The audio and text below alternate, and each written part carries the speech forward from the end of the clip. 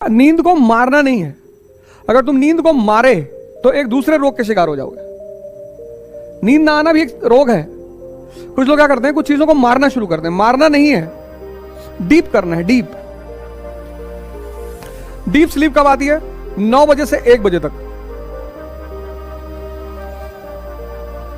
लेकिन 9 बजे कोई सोता ही नहीं। लोग 12-1 बजे तक जग रहे हैं, उसके बाद नींद आती नहीं। गांवों में पहले लोग अंधेरा होते सो नहीं जाते थे, तो एक नई बीमारी पैदा हो गई अब लोगों को, नींद ना आने की। आती लोग अब थक जाते हैं, टूट जाते हैं तो सो जाते हैं, लेकिन नींद नहीं आ रही है ना, चीजें दिखाई पड़नी शुरू हो जाएंगी कि ऐसा। वो जो अदृश्य शक्ति है ना, जो सब कुछ चला रही है, उसको जो एक्टिवेट करना जान गया। देखो पीछे गांधी जी की फोटो लगी, बुद्ध की फोटो लगी, डॉक्टर अंबेडकर की फोटो लगी।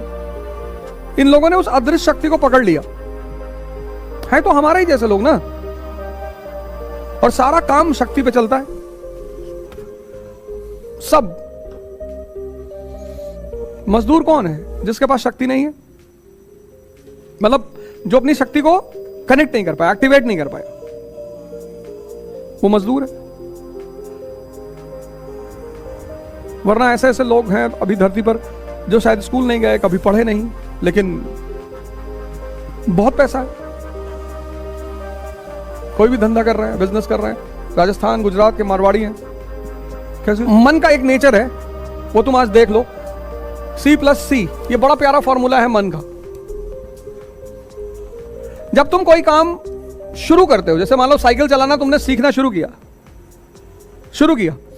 तो जब तक तुम कोई चीज सीखते हो तो तुम्हारा चित्त वहीं पे रहता है। ये चित्त है, पहले सी का मतलब है चित्त।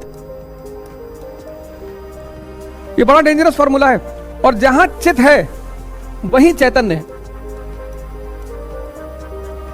इसलिए किसी काम की अगर क्वालिटी बढ़ानी है तो तुम बस ये दिमाग देखो कि उसमें चित्त लग रहा है कि नहीं। जैसे पहले लोग जब कोई काम देते थे घर भर में तो कहते थे चित्त लगा के करो। जहां चित्त है वहां चैतन्य है। इन दोनों का इतना प्यारा संबंध है। तो जब तुमने साइकिलिंग शुरू की तो चित्त तुम्हारा साइकिलिंग में है। गिर जाओगे, हाथ टूट जाएगा, पैर टूट जाएगा। तो जहां भी खतरा होता है, जैसे मान लो कुएं के ऊपर एक पतली सी लकड़ी रखी है, उस पर चलना है, तो देखो तुम्हारा चित्त वहीं पर रहेगा। एक्सपेरिमेंट करके देखो।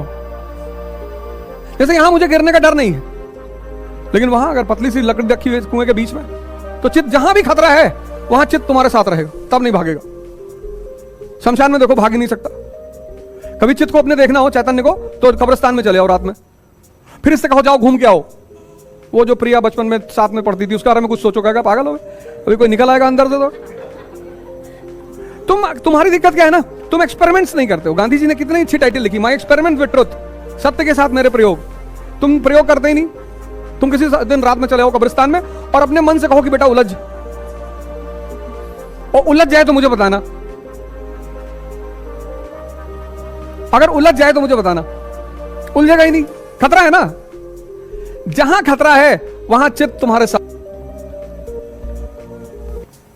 कब्रिस्तान में भाग ही नहीं सकता। और अगर कब्रिस्तान में भाग रहा है तो या तो तुम पागल हो, नहीं भागेगा। रात में जाओ 2 बजे, इतनी कहानियां हैं कब्रिस्तान की। तो लेकिन जैसे ही तुमने, अब देखो एक बात, जैसे ही तुमने साइकिलिंग सीख ली, जब सीख रहे थे तो बड़े अटेंटिव थे। जब सीख ली, साइकिल चलाना आ गया, अब नहीं गिरते, तब साइकिल चल रही है,